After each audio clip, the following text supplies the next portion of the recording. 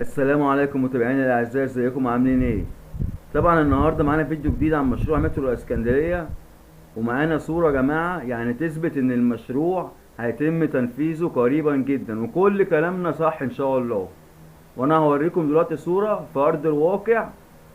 يعني انا بقالي كتير ما بظهرش في القناه، بس النهارده قلت لازم اظهر عشان افرح حضراتكم. والصوره يا جماعه قدام حضراتكم، والصوره دي يا جماعه من شركه النحاس. وزي ما حضراتكم واضح قدامكم، يعني دي طبعا مشروع مترو ابو قير، ودي مكان الورشه يا جماعه. كل حاجه قدام حضراتكم اهي، وان شاء الله راح اصور هناك قريبا على ارض الواقع باذن الله. وحد محترم جدا من المتابعين يا جماعه اسمه استاذ محمد هو اللي بعت لي الصوره دي. يعني مفيش لحظات، فقلت لازم اعمل فيديو واوري الصوره دي لحضراتكم. واحد نشكر استاذ محمد جدا، وشكرا لحضرتك.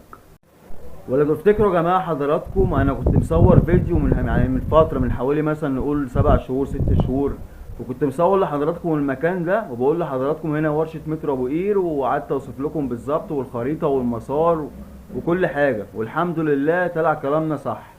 ولو عايزين تعرفوا المسار مترو ابو قير والاماكن العلويه والاماكن السطحيه، هتلاقي فيديوهات كتير عندي على القناه، وهسيب لكم فيديوهات الروابط بتاعتها في الوصف، في صندوق الوصف. يعني الحمد لله، وان شاء الله المترو قريبا. فلو كده ممكن يتم تنفيذه في شهر 10، زي الاخبار اللي بتنزل كتير. فان شاء الله برضك خلينا نشوف الدنيا فيها ايه، واي جديد برضو اقول لحضراتكم. وبشكرك تاني يا استاذ محمد على ارسال الصورة، وعرفتني بالخبر وكده. بس يا جماعة، فدي صورة حبيت اوريها لحضراتكم، وبتأكد ان المشروع مترو الاسكندرية هيتم تنفيذه قريبا ان شاء الله. مترو ابو قير يعني مش كلام ولا فنكوش ولا الكلام من ده، لا، الموضوع حقيقي يا جماعة، بس عايز صبر وليه وقت وهيتنفذ فيه. تمام، سلام، واي جديد ان شاء الله اقول لحضراتكم سلام.